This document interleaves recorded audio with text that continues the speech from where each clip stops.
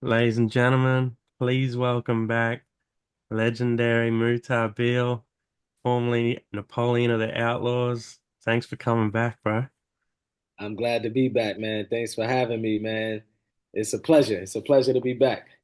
Man, it's awesome. I always love following you too, and I see Thank you're you. busy, man. You've been, more businesses, and it's exciting. Yeah, trying, man. Trying to stay busy. Got to put these kids to university, bro. Yeah, for sure, bro. Well, today. Yeah, I wanna talk about what businesses you got, how you got started. Uh, yeah, I just want to kick off, I guess. How did you first get involved in, starting your own business? As I know you're in the music industry before, and how did you transition? You know, um, Even when I was in the music industry, I really tried my most to, always try to stay involved in some type of sideline business, as I knew that the music industry is not promised, meaning that, you can be up one year, one day, and down the next, so that's what I seen from a lot of the people that came before me in the music industry, where, sometimes, like they say, you might have a one-hit quitter, so they might come out with one good hit and make a lot of money and then lose it overnight. So I always knew that even my involvement in the music when I was with the Outlaws, I always knew that whenever I was able to get some money, I invested it. I've always been into business and entrepreneurship. And I would say these businesses might not always went the way I wanted them to go, because a lot of people don't know that, business and entrepreneurship from the outside looking in might seem easy, but it's not always easy. That's not always the case. So, when I left the music industry eventually, and then eventually moved to Saudi Arabia, I knew for me to survive, I got kicked out of high school when I was 10th grade. They kicked me out of the high school. So I kind of, back then didn't see the importance of education. But when you get older and you travel the world, you start to realize that education is very important, especially when you want to survive. Because outside of America, people, especially like in a place like Saudi Arabia, they tend to be more look forward of degrees, education, the workforce. I mean, America, that we, and I'm not sure if it's like that in Australia, but we tend to look more towards um, do he have any experience?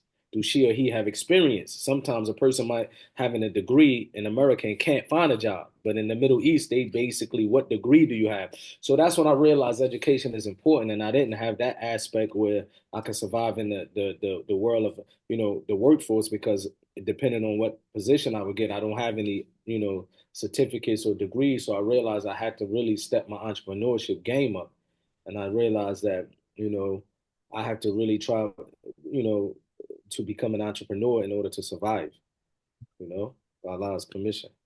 Definitely. What was the first business that you got into? Like, was that over in Saudi Arabia Now, or? the first business I ever got into was back home. I would say, even in the music industry, we dipped and dabbed in different businesses. We had clothing lines.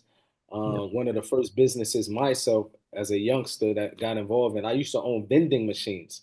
yeah, The vending machine where they sell like soda and these type of things. I believe I had three. I purchased three vending machines. And I remember one was set up in a apartment building. I went to the manager of apartment building and I asked, can I put my vending machine in there? And he let me do it. yeah. I don't even think they even asked for a fee. So one of them was set up in an apartment building, one was set up in a doctor's office, and the third one I forget. It was two or three. It was so many years ago. Yeah. Um, and that was the first aspect of me, the first journey of an entrepreneurship for me, because I was hands on, because the vending machine, you gotta continue to reload the vending machines. Back then the youngsters always trying to hack a way to get a free soda, a Mhm. free drink, so they always trying to figure a way. But it was one of them things that took patience. I learned from it. It didn't work out. I ended up selling these vending machines eventually, but it was a good experience on my journey as an entrepreneur. And then I see that you also had a barber shop. Was that right? So the barbershop, it was really my brother's barbershop, but I was, the face of it, Yep. to bring the people in. It was called Platinum Cuts. Shout out to Doc and my brother. Doc is a barber even to this day out in LA, like a celebrity barber, and Yep. he's one of the homies. So we brought him on board and we opened up this barber shop in Studio City, California, Los Angeles, basically called Platinum Cuts. And we took different plaques of ourselves, the Outlaws, Tupac, and other celebrities donated plaques, and we just put them all on the wall. And it was a good experience as well. But that was really operated by my brother. Yeah, that's cool. And then, so when you finally made that journey, like you said, to Saudi Arabia, what was I guess the hardest part when you first got there, and then how'd you overcome that? I would say the hardest part of moving to Saudi Arabia, well, I first visited Saudi Arabia in 2002. Yep. And I visited multiple years after that as a tourist or a visitor, basically, whether I went to Mecca, Medina, or sometimes just checked out other cities. The hardest part was the language, because at first I didn't understand. Back then, there wasn't really too many Saudi speaking English. I didn't have the Arabic language. Now, alhamdulillah, thank God, I can get by with the Arabic I have. I can read Arabic now, so I understand. And then also, many Saudis now speak English, so it's become easy because they know that they're attracting a lot of tourists from the West, so a lot of the businesses and a lot of people starting to speak English here, so it's easier now, of course. But back then, the hardest was the language. It was a barrier. Man, that's pretty cool. That would have been hard learning to read it as well. That's a pretty cool effort. Yeah, yeah. So it takes some time. I'm still trying to, the Arabic language. I'm still trying to. It's one of them languages you got to really sit down and be patient with it because it's a very unique language, definitely. Yeah. One business I want to ask you about because every time I see it, I get hungry. It's Smoky Beers. Smoky Beers, Yes, bro. and looks You got to come delicious. visit us in Saudi, man. I will, Smoky bro. Bears. It's Dallas, Texas style barbecue, smoked barbecue. Shout out to my partners. It's a group of us. Some from Saudi, Saud, Yazid, and then we have a team from Sunny and our time. We have a team from Dallas, Texas, and we all came together. Yeah. And our team from the USA, they specialize in smoking the meat. To the point that they even built the smokers with their hand. Um, and it's one of them things, bro, that the Saudis love meat. They love food because here we don't. Our nightlife is drinking coffee and eating. You know what I mean? So it kind of the people really accepted it well. And alhamdulillah, thank God. When I say alhamdulillah, I mean thank God. All praise to God. All praise to God. I mean, so we've been in business for about 5 years now, still running. We pray to God that we continue for many, many, many, many, many more years with many locations, God willing. Yeah, man, that's cool. And I seen, was that Kanye West visited there too? Yeah, we had Kanye West visit us. Fat Joe, I would say he was like the first one from back home as far as a celebrity. He was the first one that came and pulled up. He always said when I come to Saudi, I'm going to come visit. He did it. So we had Fat Joe, we had Usyk, the world heavyweight champion. He came multiple times. Mike Tyson, as you said, Kanye West, um, Macklemore. He's an American rapper. Bernard Hopkins, Martin Lawrence. So usually when the people come and they look for some good food, they hit us up. Wow. How did you first get involved with it? So Smoky Bears came about. So my partners and brothers from Dallas, Texas wanted to, open up a restaurant. First, they was leaning towards Italian food, and I kind of told them I believe it's saturated. Opening up Italian restaurant here. I don't know how good it would do. I said maybe if you could come up with something from like, some barbecue Southern food. I never had smoked barbecue at that particular time when we first started this conversation because on the West Coast we had barbecue, but we didn't have smoked barbecue. Back then it wasn't that popular. So they was like, "Have you ever had smoked brisket, smoked barbecue?" I said no. He said, "Okay, next time, our time was like next time you come to America, I'm going to bring you to Dallas, Texas. I want you to try it, bro." When I tried it, I was like, bro, this is the best meat I ever had. Like, we got to bring this to Saudi. And then it worked out. We teamed up with Saud and his family, which was our partners from Saudi, and it worked out. We put it together as a good team. Yeah, that's awesome. I'm glad you did. There's one name you mentioned there before, a legend, Fat Joe. I see that he always shows you a lot of love. How did you and him connect, I guess, or Fat how did Joe that? is a fat, yeah, Fat Joe is a real one. Sorry to cut you off. No, it's cool. But Fat Joe is a real one that we knew. I would say, man, over 20 some years, probably close to 30 years now, we knew Fat Joe. When we was involved in the music industry with the Outlaws after Pac died, Fat Joe used to reach out to us, and he used to be like, man, I don't see why, after Pac died, these people not showing y'all love. They all said they love Pac, and as soon as he died, y'all his homies, none of the radio stations showing y'all love, none of the, they was really trying to blackball us, it seemed like. And Fat Joe used to, when he come to LA and get on the radio station, he would bring us with him. And shout out to Steve Lobel because we met Fat Joe through Steve Lobel, manager in the past. When he had a album release party in New York City, he let us perform there. So he used to show us a lot of love. He a real one. Yeah, definitely. I'm glad he did because it's actually noticeable to fans too that a lot of the people that you think should have showed more love to the Outlaws didn't. Exactly. I actually Exactly. They brought that up. blackballed. Yeah, I brought that up with I was talking to Money B. I can't remember how it came up, and I was just saying like sometimes you see videos like I'll use an example, say Snoop or Dre or someone like Yeah. that does a like a tribute to Tupac, and everyone's like, oh, that's good. They're showing him love, but when the Outlaws do it, like, oh, they're like doing this off Pac's name, and it's like Yeah, yeah, they were that's the because closest ones. because fans is they flip floppy, bro. You know what I mean? They be flip flopping and they're not really loyal. We Yeah. seen that. I remember I realized that when Michael Jackson, because Michael Jackson, when we was growing up, he was like the biggest, hottest celebrity.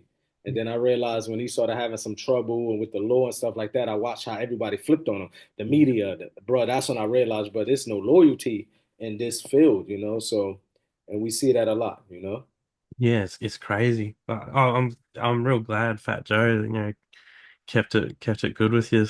Yeah, Fat Joe always been a real one, man, and that's why with what he going through and stuff like that, he always been a real dude. Yeah. Fat Joe always showed us love, and he just a real one.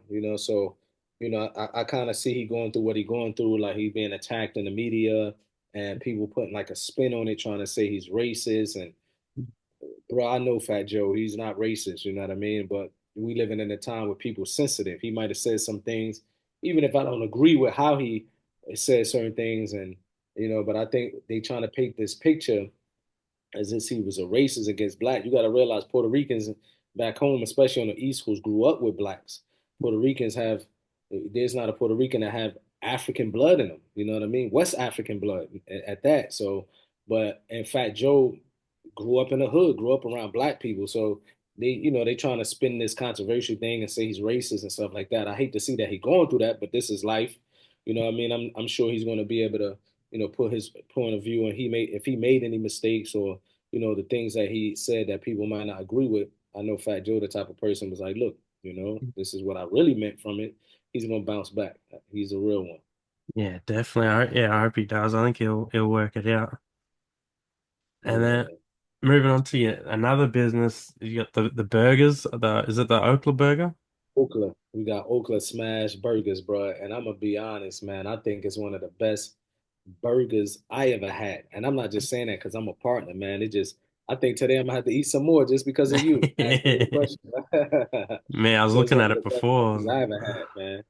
So we got smoky beers, and we got Okla, which is an Oklahoma style smash burgers, and we also have Bakersfield. So Bakersfield is a bakery slash coffee shop that we open next door to Smoky Bears, and these are the three brands and that we're trying to push forward, God willing.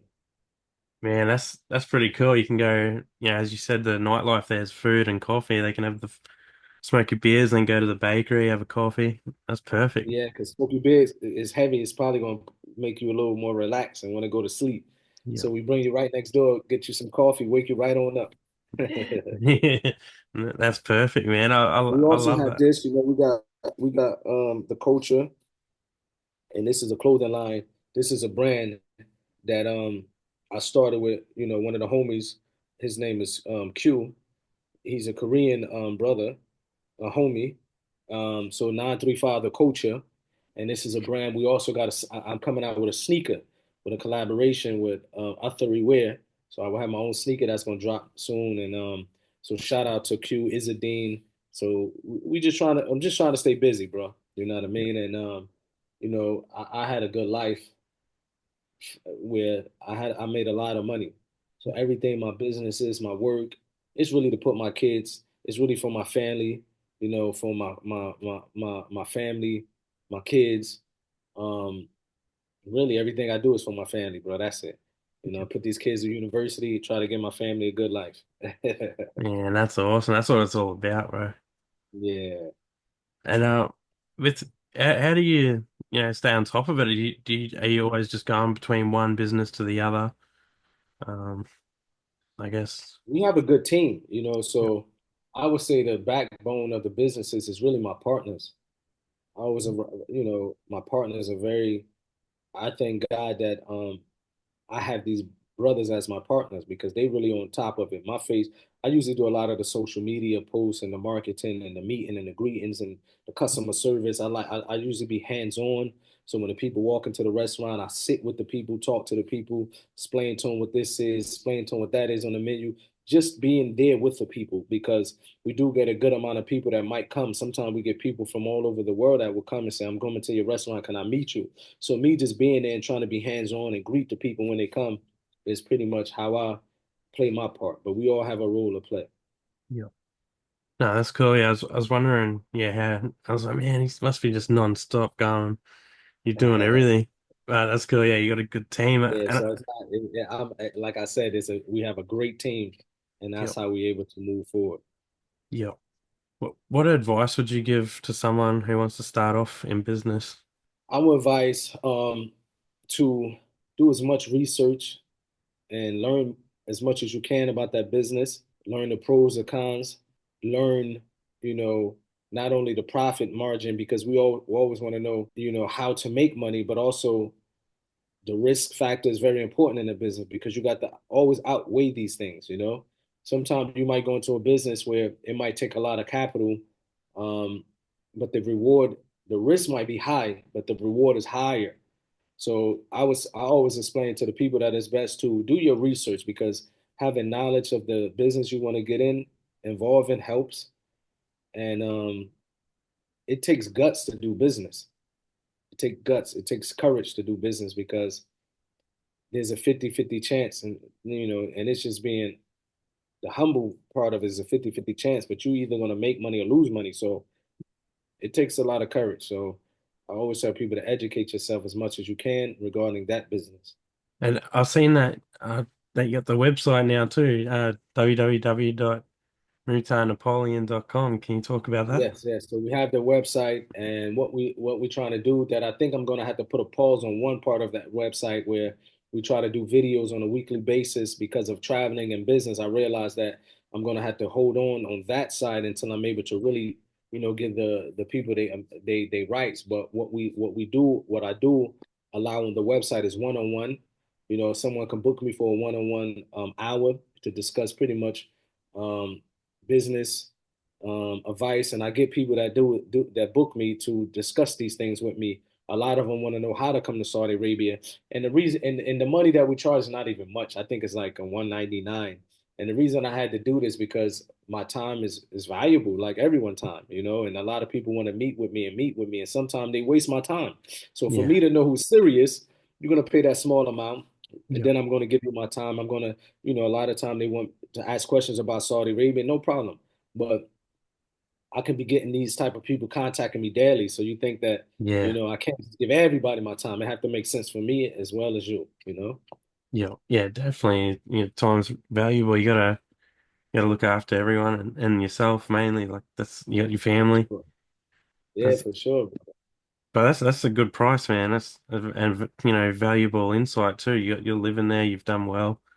I think that's a Thank great you. deal. Yeah, it's fair. Yeah. I believe it's fair. And I just want to ask, what's life like there in Saudi Arabia? It looks real nice. I've seen videos. Everything looks clean. Like yeah. I've been there It's once. That was years ago. wow. What Yeah. part of Saudi? I think Dubai is that. That's Dubai. It's actually next to Saudi. Saudi. Okay. Yeah. Uh, yeah, Dubai is next to Saudi. It's in the country United Arab Emirates, and but they so close. They're two different countries, but they so Yeah. close because you can go from Dubai to Riyadh in an hour, 40-minute flight. But Yeah. it's very peaceful here, bro. You know what I mean? Compared to the Western lifestyle, it's very peaceful. Where Nobody's looking over their shoulders. Um, the woman can be outside 1, 2, 3 a.m. in the morning. No one would bother her. You can Yeah. leave your belongings on the table, laptops. You can even leave your wallet on the table, go to the bathroom. I'm not suggesting it, you know what I mean? Because Yeah. it's always a bad apple everywhere. But the Yeah. majority of the people here in Saudi and the people in these countries, they're not stealing anything. That's why you have so many people like, man, I lost my, like my brother when he came to visit me from LA, he left his watch in the coffee shop. Yeah. He's like, man, I lost my watch. You need to take me to get it. I said, bro, I'll take you tomorrow. I said, man, it's Saudi Arabia. Nobody gonna steal your watch. We went to the coffee shop the next day. We asked the worker, like, have you seen the watch? He said, yeah, somebody turned his watch in. They found it in the bathroom. So, it's a very safe environment, brother, where it's peaceful. Money can't buy peace. I don't care how much money you have. I don't care how much you can be like in America, we got probably the strongest police force than any Western nation, or pretty much one of the strongest in the world. But we have the security there. You have police on every corner, but there's no safety because safety is from God. You understand? Safety is from God. And here in Saudi Arabia, the police be chilling. It's not a police state. They're not riding around looking for anything. They come out when you call them. But it's safety. It's safe. Yeah. That's pretty cool. Yeah, like you said, yeah, it's like God, God. That's the next question I wanted to ask you about. Being you became a Muslim and what that Yes. journey was like and what it's about. It's still a journey, journey in Islam is until we're in our grave. I would say that a lot of people have a misunderstanding of what Islam really is. Well, to break it down, Islam means submission to the will of God. A Muslim means ones who submit to God. And when we say God, we mean the creator of the heavens and the earth. We're not talking about Muhammad. He's not God. Jesus, he's not God. We're not talking, these are prophets of God and messengers of God. And we believe that God who created the heavens and the earth, who created us, who provide for us, who protect us, he sent us prophets and messengers from Adam to Abraham, for example, David, Solomon, Moses. Um, and then the last messenger of God was Muhammad, peace and blessings be upon him, who came 1400 years ago from Arabia with the same message as Jesus. Worship God who above the heavens and the earth. The same message as Moses. They all came with that same message, even though it was different times, maybe to different people. But the Prophet Muhammad, being that he's the final messenger and prophet of God, he was sent to all of mankind. Before him, all these prophets were sent to the children of Israel. Moses, Abraham, Isaac, David, Jacob, Ismail. They all were sent to the children of Israel. When God sent the last prophet and messenger, he was sent to all of mankind, but he came with the same message as these prophets, that we don't worship anything from the creation. We don't put anything on the same level as God, because God is God. He's the creator of the heavens and the earth. And Allah, in Arabic means the God. So Allah is our God who deserves to be worshipped. He sent us these prophets and messengers. So that's what Islam is. And we try our best to live according to the last revelation in Sunnah. The last revelation is Quran. The Sunnah means the way of our prophet who explained the Quran to us. And we try our best. There's no perfect Muslim. We all gonna fall short. We all have sins. But as the Prophet Muhammad, he said, every son of Adam, meaning every child of Adam, commit sins, but the best from amongst those who sin are the ones who repent, meaning we repent to God when we make our mistake. We don't go to a man and say, hey, man, and expose our sins and say, man, I did this. Yo, man, can you forgive me? No, we don't do that in Islam. We repent directly to God. And God knows if we sincere or not because he knows our inner thoughts. You know what I mean? So, so that's what Islam is in a nutshell. Yeah, man, that's cool. Yeah, that's what I wanted to ask you that, and common misconceptions about Islam. So, Definitely. I'm just real interested to learn about it as well. So it's pretty cool. Thank you. I'll send you some information about it, bro. Yeah, I'll do some I'll send reading. you some information about the religion of Islam and you can check it out and read it. And if you have any questions, you can hit me up anytime. Yeah, man, that's cool. And with you're talking about before that was your exit out of the music industry. How did Yeah. you first find Islam? Like, yes, what was the moment that you went, "This is for me"? So A lot of people don't know I was born Muslim. My parents converted to Islam before I was born. But when I was 3 years old, they was murdered in front of me. And the people that murdered them was affiliated to people called the Nation of Islam. So the Nation of Islam in America was a group of people who pretty much tried to do what Christianity did for white people by saying, yeah, Lord God is a white man. And they put this image of Jesus, a fake picture of Jesus, and say he's God. The Nation of Islam did something similar with the Quran. They try to use Islam and say God is a black man. A'udhu billah. God is not a man. He doesn't have a race, no ethnicity. He's the creator of mankind. So my parents converted to Islam, but because they was killed with people affiliated with the Nation of Islam, out of my ignorance, I grew up hating Islam out of my ignorance. I didn't want anything to do with Islam, but I always, it was always in the back of my head, why did my parents convert to Islam? Because they started off in the Nation of Islam themselves. And when Malcolm X left the Nation of Islam, my mother, father also left the Nation of Islam and accepted Islam, real Islam. So I grew up having, out of my ignorance, nothing to do, wanting nothing to do with Islam until later on I learned about it. Shout out to Mikhail. He's an American Muslim who invited me to the masjid and gave me literature of Islam. And when I read about it, I realized that even if they were Muslim who killed my mother and father, that has nothing to do with the religion because Islam is perfect, but Muslims were not. So I had to realize that this is a message from God, my creator. And that's when I accepted Islam. So when I decided to leave the music industry after accepting Islam, I didn't want to do cuss words anymore. So I decided to leave the Outlaws. One of the members of the Outlaws, said they kicked me out of the group.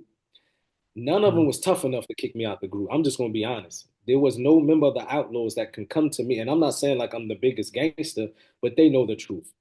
None of them was tough enough to come to me and kick me out of the group. So I'm just being honest. So we're gonna Yeah, clear that up. But other than that, I decided to walk away from the Outlaws because I wanted to do music without cuss words. So Johnny J, who was the producer of Pac, he contacted me and he wanted to do an album with me. He allowed me to do a solo album, and I didn't say no cuss words. Eventually, I learned more about the religion of Islam, and I decided to leave learn about religion of Islam and the incompatibility of music and Islam doesn't mix. And that's when I decided to leave the music group altogether. You yeah, know what I mean? And shout out to Edie, Edie, my man. So I ain't taking no shots at but I'm just gonna be, I like to be honest. I like to yeah, be straight. No one was able yeah, to kick me out of the Outlaws back then. yeah. Yeah, shout out to Edie. I love Edie too. I did an interview He's a with good him. dude. Good dude. He's a great dude. Yeah, I seen that and I was like, man, that's crazy. Like, because I knew your history too. I didn't think you got kicked out. Yeah, yeah, yeah. But so I left because of Islam. Yep. Thank God. And with we're talking about that because I know you used to drink a lot as well. Yes. Back in the day, is that did when you converted? Is that when you stopped like all that like the partying? It took some time. It wasn't something overnight. And Islam was a religion that the Quran was revealed to our prophet, your prophet as well. Either you accept them or reject them, but it was revealed to the Prophet Muhammad in 23 years stages of Quran, which also show us that things doesn't happen overnight. So when I first accepted the religion of Islam, I didn't stop drinking overnight. Even if I wanted to, I couldn't. It took me some gradual steps, to stop drinking, to stop partying. But the more you hold on to the Quran and the religion of Islam, it's our guidance. It helps us. It teaches us how to do these things. If a person can stop and change overnight, it's from the mercy of his creator.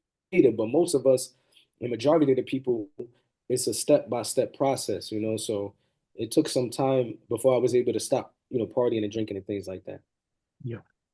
Yeah, I asked because I haven't. I was always drinking before too, and for over a year now, I haven't had like one drink. Wow, congratulations, bro. Yeah, Because that, when you stop drinking, you feel different, huh? crazy, man. I think I Life like is clearer, more yeah, healthy. It's a reason why God made it prohibited for us, even in our religion, because yeah. it caused more pain. So how you feel after you stop drinking? I feel good, man. I think I owe it. like part of it to you and the DOC. I was talking to you guys around the same time, and he was on that same sort of path. And then I was like, Wow. man, if like these two people I look Man. up to can do it, Wow. Thanks, man. and I'm happy to hear yeah. hear that. So I want to tell you, that's why I was like, Keep it I was going. Keep excited. being strong, though, bro. Keep being strong. You interview a lot of legends, the DLC. Yeah, man. Yeah, that's He's good. that's legendary. Yeah, I keep in Yeah, touch with him. He's pretty that's cool. amazing, man. Yeah. I Yeah. grew up looking up to the DLC myself. Yeah. Yeah, he's good. He's giving me some great like advice and that's Yeah, oh yeah, I wanted to ask you and I guess yeah how you were able to do it because I like to find out different strategies or what your path is. yeah. So Um Islam helped me. yeah, Drinking alcohol because I was an alcoholic, bro. And I'm talking about every single day. And I remember it caused more pain than good to me. It caused more problems. So I got to a point where I wanted to give up. I just didn't know how. Like I was drinking only at a time because my body needed it, and I'm sure you probably can relate. yeah, And I didn't like it anymore. I got to the point where it's like, bro, I don't, man, I was an alcoholic, but I was, even my brother one time said, he's like, man, but he'd be drunk, you won't even know it. I remember I used to get pulled over by the cops and they used to be like, put your hands here, walk straight. I don't know how I used to do it every time. Like they used to be like, man, we know you drunk. We think you was drinking something, but we want you to walk on a straight line, bro. I don't know how I was doing it, bro. And I was like, yeah. man, I got away. And sometimes the cops used to be like, man, we're gonna let you go, but we think you. And it just got to the point that I was able to I lived with it, but it was destroying me and it was Yeah, destroying my relationships, business relationships, relationship with friends and family, because it used to make me violent. You know what I yeah, mean? So I used to drink and become a violent person, even with people around me. And so it was one of them things that I knew eventually I had to give up because, but I didn't know how until I accepted Islam. Islam gave me that push to say, it's not permissible. Um, you have to stop. So I turned to God and my religion, and that helped me stop drinking. yeah. That's awesome. Yeah, and real cool. Yeah, I feel a lot better. Another thing you told me, I remember I asked you about the music, how it can affect your mood and stuff. And Yeah. I've been finding, yeah, some songs, if I'm listening to a song, like I haven't had a drink, with certain music, I'm Mhm. like, man, like it makes me think of alcohol, and it's like, wow, that's Wow. scary.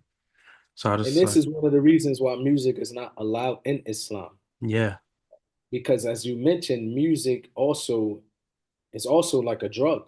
yep, They even did a study where they say certain musical instrument releases dopamine in the brain, the same chemical that releases when a person take hardcore drugs or drink alcohol. Music has that way, so it become addicted to people to the point that music affects the mood. So in Islam, nothing should affect our mood, our behavior, other than the Quran.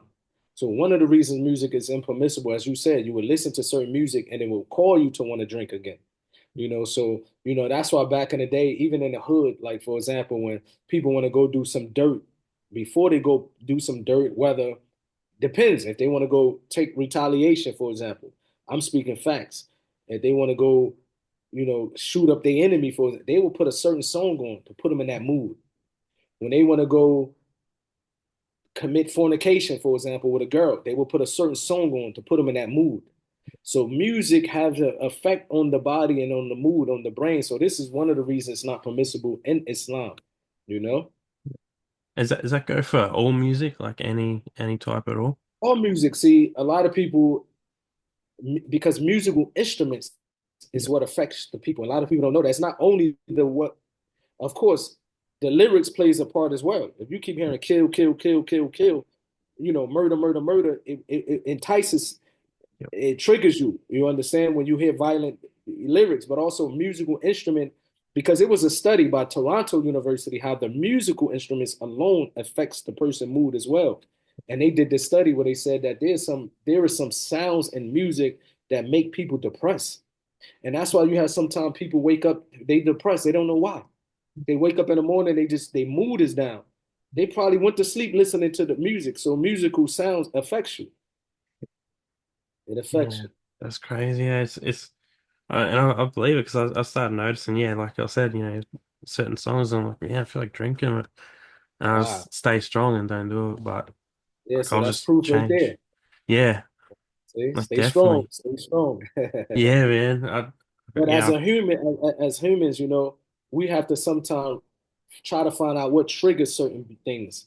yep, You understand? But because majority of the people will never believe it's music that make them behave a certain way or act a certain way, they will never understand it. So they will look for everything else, and they might not know that the music that you're listening to is really what's leading you towards doing these things or behavior and stuff like that. yep. I asked you before what was the hardest part about moving to Saudi Arabia. What's been the Yeah. best part? The best part of living in Saudi Arabia, man, is the environment, the safety, the people. Um, we have everything in this country. I was telling someone yesterday, I had a friend of mine. Shout out to Head. He's Italian American. He's Muslim. His father was visiting him yesterday from America, or his father's an Italian American. I believe he visited from the USA or Italy. I think he might have retired there, but and I spoke to his brother. He have a brother that's also living in Germany. He was a big hip hop fan. And he asked, like, what do you guys do there? I told him in Saudi Arabia, we have everything we have in America except for family. The hardest part is not being, seeing your family or your loved ones, but we have everything as far as the food, everything you can imagine we have here. But even in some situations, even more, even better. You understand? So, but the safety is something that you cannot put a price on. Yep. No, that's cool. And I also wanted to mention the Life is Raw book too that you had written. People can get that as well. Thank you, brother. Shout out to Suleiman, a very good brother who wrote the book, Life is Raw. And it's one of those books, man, that, you know, it break the way he written the book. I never seen a rapper, a book written about a rapper similar to what he did because most rappers when we put out books, it's just like an extension of our rap career. We want to talk about how gangster we is, what we did. There's no message to give away for the people. So the way Suleiman written the book, man, he no matter if you a middle class white person from the suburbs never understood the ghetto, you're going to be able to read that book and understand as if you was there with us. And he written a book where everybody can understand it. The language he used in the book was just like professors. Like we got calls from professors in some of the biggest universities in America because of Suleiman. They read the book and they was like, whoa, like this is something amazing. So, shout out to Suleiman, man, and anybody who's interested can, check out the book, man. Life is Raw. Life is Raw. That's Suleiman Jenkins, hey. Yeah, Suleiman Jenkins, Yeah, I've good been brother. following him too. He's back in the States now. He has an amazing position over at Yale, so even his life story is amazing because he come from Brooklyn and his mother did not allow the circumstances that he was living in, like his society, his environment, to overtake her son. So she made sure from the beginning. This is why education is important. She made sure from the beginning that he went to the best schools, private schools. She made sure that as a single mother raising him, she did her best. She didn't just let him be wrapped up or swallowed by the environment that he was in. And now, as an individual who come from Brooklyn, New York, come from the hood, he showed us. Now he has he's working at Yale. You understand? That's awesome. He has a big position, a good position at Yale. So his story is also a story that shows you that, you know what I mean? Nowadays we can't always blame the hood. Yes, we have some factors that might make it some difficulties for us as black and brown people in America. Um, we might have some traps set against us.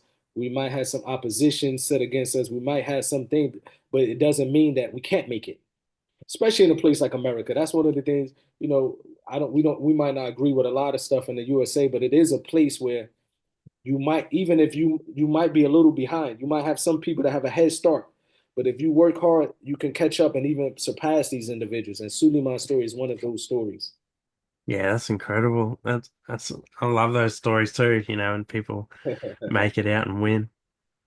I've Yeah, for sure. I've I've tried something new. I've like with these interviews now. I ask, I meant asking the guests, like, I mean, putting, I just wanted to check, like, you know, the AI chat GPT. Yeah. Like, I put a question in there and see, and get that to pick a question for the guests. So Wow. I just want to ask you a question from that. Wow. Wow. That's dope. This is the first time interview I seen an interviewer do something like that. This might be fun, bro. Yeah, so all I wrote into ChatGPT, the only thing I wrote was ask a great interview question for Mutah Beale. Mm, Mutah, formerly known as, and this is what it wrote back. That was all I wrote. It said, Mutah, formerly known as Napoleon from The Outlaws, has had an incredible journey from being part of Tupac's legendary group to leaving the rap industry and transforming his life. A great interview question for him could be, looking back at your time with Tupac and the Outlaws, what was the most valuable lesson you learned, and how does it influence the way you live today? wow, that's dope, man. ChatGPT stepping up the questions. Looking back at it, I would say one of the valuable lessons that I take took from, you know, um, Tupac and the Outlaws is that the camaraderie we had back then. Um, I believe because we had someone like Pac who was older than us, I would say he was our leader. We looked up to him, and he was way advanced in his age. He was way advanced, so he understood how fame and money can be actually poison and it can destroy people. We didn't understand it back then. We didn't understand when he used to hate for us to get on the television, cameras. He really wanted us to be, even though we was on pretty much majority of his songs, a lot of people might not really know our faces back then because he used to always try to hide us from the limelight. And he used to call it success, not success.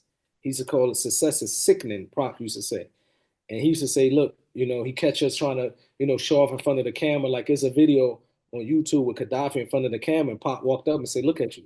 Always jump in front of that camera. That's a downfall for the people, something like that. You know what I mean? So he was trying to, protect us from that, the success and these things that come with the industry. But at the same time, he wanted us to be involved in it. But at the same time, he wanted us not to be involved in it. And now I understand. You understand? Because it is a poison. Um, that even with social media now, the more likes a person get, the more they feel like they achieve something, to the point that now the person would do, some people would do anything for likes and attention, to the point that we see people doing the most craziest things just for likes. Like I seen a video of a guy walking to a grocery store in America, and he just sprayed poison on groceries just for likes while he recorded himself, and now he's locked up. So the people are doing some crazy strange things for that success, as Pop used to call it. Yeah, that's cool. That another question I got is from a subscriber of mine, um, on my first paid subscriber or whatever. I'm letting them choose one question for like an Nice. interviews, and he wanted to ask after Tupac passed, how did the group's dynamic change? Did it change? Did everything change straight away? And this is from Good Jace question. the Ace. Jay, what's it was from who? Jace the Ace was his name. Ace the Ace. Yeah. Good question, Jace the Ace. I would say, man, of course it changed when you lose the head of your movement, and it changed a lot because most of us, we was family. First of all, we was family with Pop. We had a vision. We had a path that we was going down. It was clear that what Pop wanted for us, and when he changed, a lot did change because now the head of our group has passed away. We relied on him so much. Um, Even a record label that we was close to, like we was going to sign to a pop like record label under Death Row Record, that was in disarray because Suge Knight went to jail, and then Gaddafi died. Gaddafi um, was killed, a couple months later. You know, even if it, as my cousin to this day is saying it was an accident, but he was killed. His life was taken away a couple months later. So he was one of the key figures of the Outlaws. I would say that he was the one who brought pretty much everyone together. Besides, Edie and Castro was already there. So it changed a lot. You know what I mean? We looked at the music industry. Myself, I was coming from the streets, and I realized that seeing someone like Pac got kicked, getting was murdered, it let me know that the music industry is no different than the street life, and it might be even more dangerous because you're dealing with the same mindset of people with money now. So a lot has changed. Yeah. And you think, how do you stay so strong? You've been through a lot of hardships and losses, but you're always doing a positive movement. Is that due to Islam? I would definitely say it's due to Islam because, as humans, we go up and down. Yeah. We have our strong days, we have our weak days, but as a Muslim, we always have something to turn back on. What God says in the Quran, فَإِنَّ مَا الْأُسْرِ يُسْرًا. In Arabic, that means after hardship, there's ease. So when you hear these words, it let us know that after every hardship, there's ease, and this is from our Creator. They give you hope. So even on your difficult times and your difficult days, as a Muslim, we do not despair. Our Creator is the most merciful. Yeah. And yeah, so can anyone read the Quran? It's like, Yes, yes. We have translation of the Quran in English. yeah. I'm gonna try to, I know some people in Australia, man. I'm gonna have them send a package for you with like some Yeah. books about Islam, um, the English translation of the Quran for you. We gonna send some your way, bro. All right, yeah, I'll read it, man, for sure. Dope, dope, dope. And yeah, going back to, the business side of things, I seen you got like, you got those three that you're a partner of and then the website now. How did you go about, building your website and trying to, incorporate everything together? Yeah, shout out to Shamps. Shamps is a good friend of mine. He's also, a business partner in some aspects as well. And he's a co-host for my podcast show that we're gonna continue and start, like I interview soon. So he came up, he had a friend that was, working on, different websites and things for him. And I came up with this idea where I wanted to put a platform for myself where eventually, I would be uploading more videos, parts of our podcast show once we started again and allow people to, you know, when it comes to anything regarding myself, I have my website because social media can always be taken away from you. You know what I mean? But my website is my website where I can always, update people with some of the things I got going on and things like that. So I wanted to at least put that together. And he helped me with that. Alhamdulillah. So Yeah. shout out to Chance. No, it looks really good. I've got it on one of my screens now. So I was Appreciate looking it, at man. it. Yeah, it looks really cool. Thank you. Appreciate it. And I seen that. Yeah, I was watching clips online, scrolling through YouTube, like watch different interviews all the time, and I like follow Patrick Bet David and Vlad, and Sure. I seen one with Andrew Tate, and he was talking about. I think he converted to Islam. Yes, he also Muslim. And Yeah, give him firmness, all of us. yeah, and he said something that sort of stuck with me. He said it's the only. I don't want to misquote him, but he was saying that it's like the only religion where you can be a man still, and it was something like you don't have to be shy about your faith, kind of thing. Yeah, Like you said, amazing. Yeah, anywhere else they don't let you do that. yeah, because Islam is a religion that is because it's from the creator of the heavens and the earth, and they haven't been changed by no man. It's a religion that still allow you to. It makes sense because it still keep your natural disposition intact as a man. You understand? It doesn't make sense when you telling somebody to turn the other cheek. We have that in Islam where we do have if somebody wronged you, Allah tell us if you forgive them, Allah can forgive you. We have that, but also Allah knows that life is about life. That if you always allow people to attack you and you forgive you, where's the check and balance? There will be bullies, and for example, so Islam let you know you can if somebody slap you, you can retaliate. If you Yeah, want to forgive them, Allah will forgive you. It's the best. But Islam let you know that Allah even says in the Quran, we use some people to check others yeah, so that it can be some peace on earth. So for example, Islam is just a religion that makes sense. So I believe what Andrew Tate was trying to say is like you can be a man as a Muslim.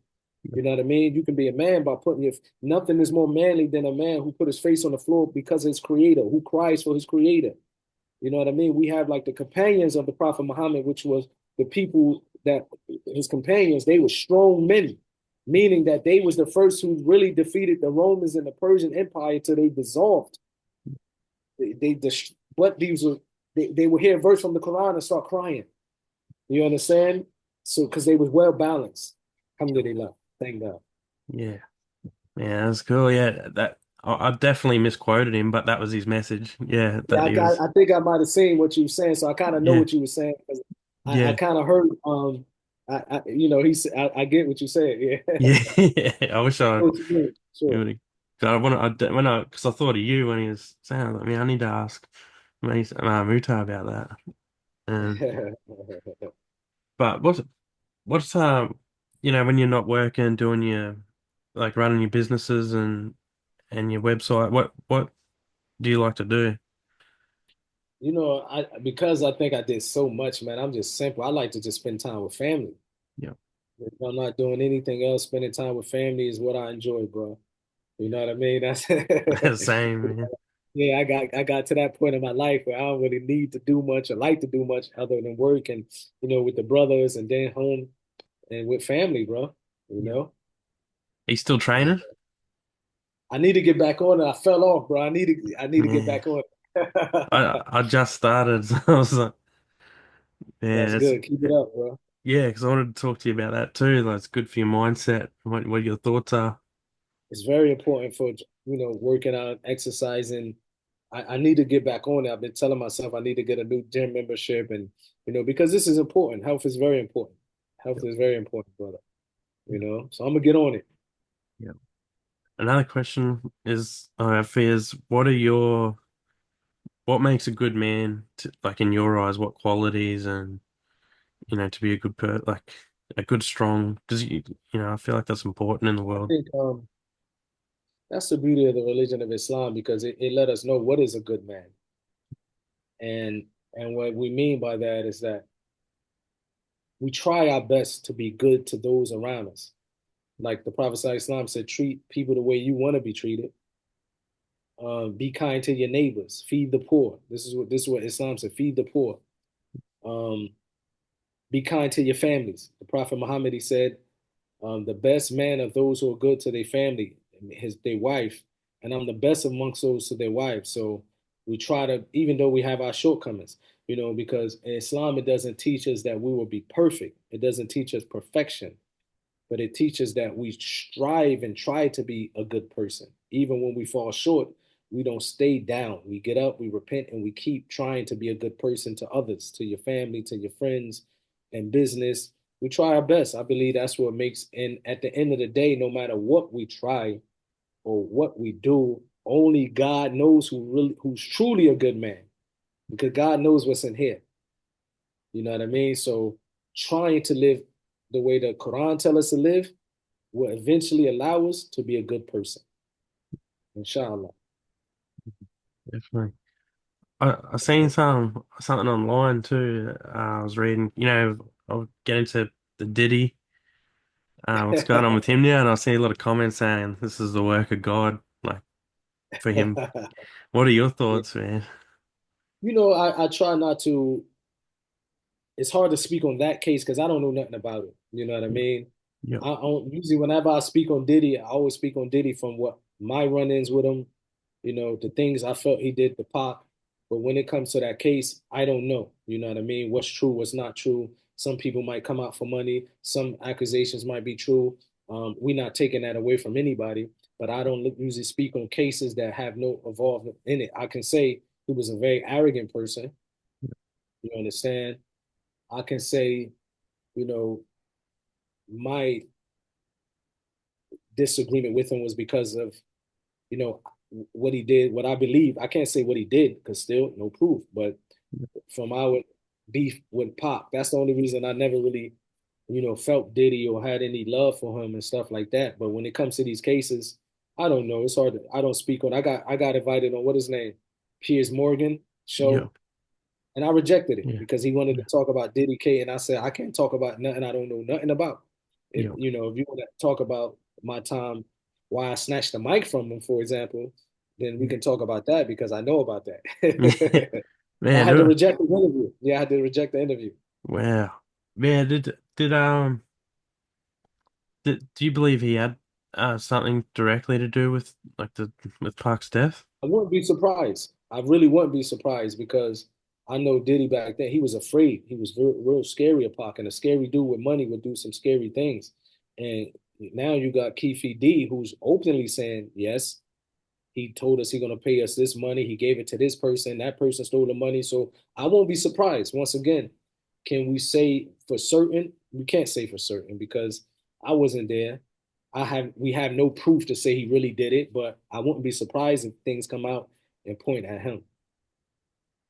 Did you have that feeling back then, or is that all new? Was that why you snatched the mic? We had that feeling back then because streets talk. So the streets was always talking. We always heard that it was Orlando Anderson who killed Pac, the one who Pac fought. This is all on the internet. This is, we always knew that Puffy was paying these individuals from that same gang for protection whenever they come to LA.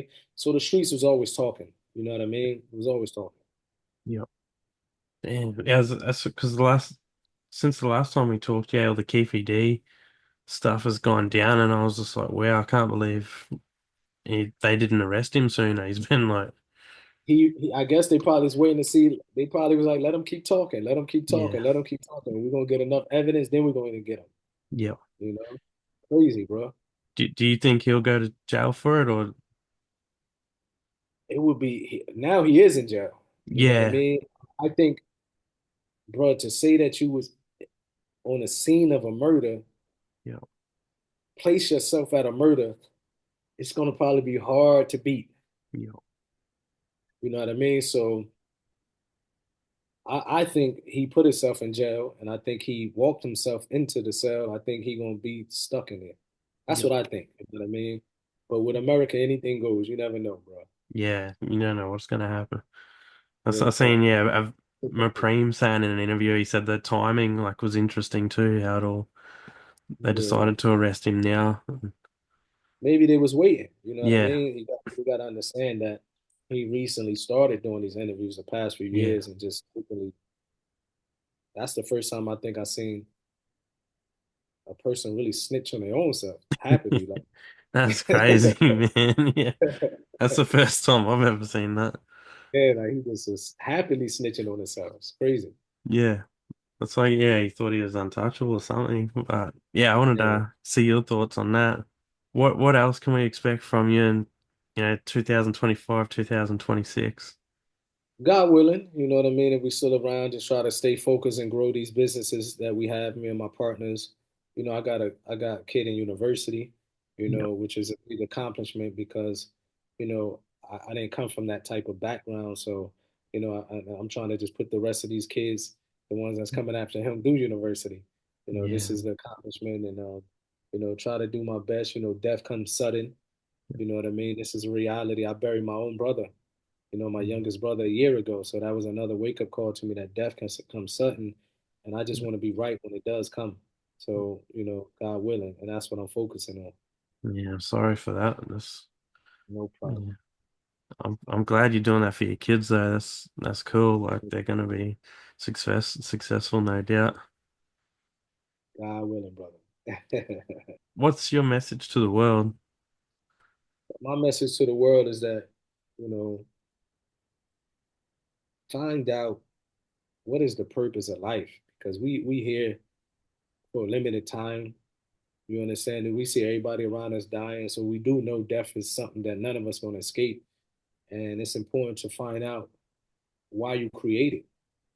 I would tell people to look into Islam. It's a reason why the rest of the world and the media is fighting to try to get the people not to even look towards Islam. Look into Islam. That would be my message. And we can end it with. Look into Islam. Mm, that's incredible. Thank you, bro. Right. Thank you, brother. Always, it was a good interview again. I think this might be the best one we did so far. Yeah, man, for sure. I like it. I'm happy. You're happy. Thank you. And I'm gonna send you. Don't forget to send me your address. I'm gonna make sure, Yeah. the brothers in Australia send you the English translation of Quran and some books about Islam. All right, bro. I'll All do it. right, I'll send bro. it to you. Thank you, man. For Thanks sure. for coming on. Thank you, bro. Is there Anytime. anything I've missed that you wanted to cover? Any? I think you covered a lot, and the reason why I love this interview because you covered a lot of what's going on in my life now. So I Yep. appreciate that. No worries, Definitely. man. All Thank you. right, brother.